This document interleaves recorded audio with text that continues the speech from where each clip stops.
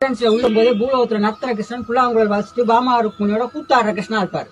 அதுக்கு மேல தேவலோகத்துல சௌமிய நாராயண பெருமாள் சயன கோலத்துல படுத்த கோலத்துல இருப்பார். அதுக்கு கிடந்து மூணாவது இந்திரலோகத்துல உபேந்திர நாராயணன் நின்ற கோலத்துல இருப்பார். கடைசியா வைகுண்டத்துல பரமபுதனார் அமர்ந்த கோலத்துல இருக்காரு. 108 திருப்பதியில 2 திருப்பதி மட்டும் நம்ம பார்க்க முடியாது. ஒன்னு வைகுண்டம், இன்னொன்னு திருப்பார்கடல். ரெண்டுமே பூமியில கிடையாது. ஆனா திருக்கோசில அது ரெண்டுமே பார்க்கலாம். மேல பார்த்த வைகுண்ட பெருமாள் தான் பூலோக வைகுண்டம். கீழே சயனத்தை படுத்திருக்காருல பெருமாள், அதான் திருப்பார்கடல் சயனம். ஸ்ரீரங்கத்துல ரங்கநாதர் மட்டும் படுத்திருப்பாரு. இங்க பின்னாடி ஸ்ரீதேவி பூமாதேவி 2 பேர் இருப்பாங்க. இது திருப்பார்கடல் சயனம், அது அனந்த சயனம். இவர் தான் ராமானுஜர். இது அவரோட குரு திருக்கோஷ்டூர் நம்பிகள். இங்க இருந்துதான் ஓம் நமோ நாராயணாய அப்படிங்கிற மந்திரத்தை உலகத்துக்கே உபதேசம் பண்ண இடம். மந்திர உபதேசம் பண்ணதுனால இங்க இருந்து மனசார நம்ம என்ன வேண்டிட்டு போனாலும் அது உடனே நடக்கும். இந்த அக்ரஹாரத்துல பாருங்க, ஒரு சிவப்பு கலர கார் நிக்க பாத்தீங்களா? தெரியுங்களா?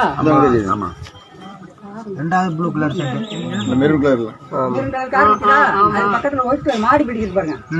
ஆட்சி மறுபடி ஜன்னல் கூட இருக்குல்ல, அந்த வீடு தான் திருக்கோசூர் நம்பிக்கையோட வீடு. ராமானுஜரோட குரு ஆச்சாரியார். அவர் வீட்டுக்கு தான் திருச்சி ஸ்ரீரங்கத்துல இருந்து 18 முறை நடந்தே வந்தார் ராமானுஜர். ஒரு முறையும் அவர் வீட்டு கதவை தட்டி நான் ராமானுஜர் வந்திருக்கேன், நான் ராமானுஜர் வந்திருக்கேனே சொல்லுவாரு. அதுக்கு அந்த குரு வீட்டுக்குள்ள இருந்துகிட்டு நான் செத்து நீ வா, நான் செத்து நீ வா அப்படின்னு திருப்பி அனுப்பிடுவாரு.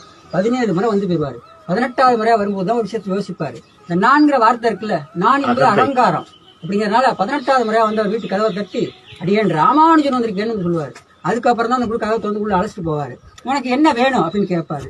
எனக்கு சகல செல்வங்களையும் கொடுத்து ஒரு மோட்சத்தையும் கொடுக்கக்கூடிய ஒரு மந்திரத்தை உபதேசம் பண்ணுங்க அப்படிம்பாரு. அந்த மந்திரத்தை நான் உபதேசம் பண்றேன், வெளியே யாருக்கும் சொல்லக்கூடாது.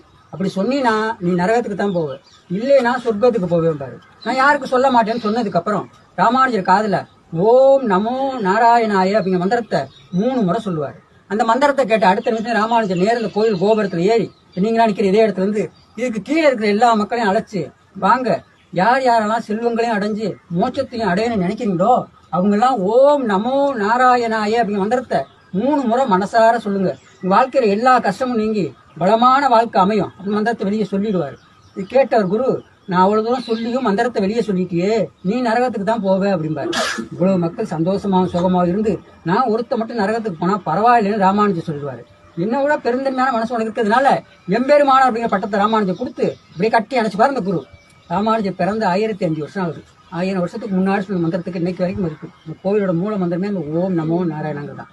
நீங்க உங்க மனசுல கஷ்டங்கள் குறைகள் வேண்டுதல் இருந்துச்சுன்னா மனசுல நினைச்சிட்டு அவர் மந்திர உபதேசம் இதே எடுத்து வந்து அவர் சொன்ன மந்திரத்தை 3 முறை சொல்லி வேண்டிட்டு போங்க. என்ன காரியமா அந்த கோயில வேண்டியிருக்கோம் அந்த காரியங்கள் அனைத்தும் செய்யணும்.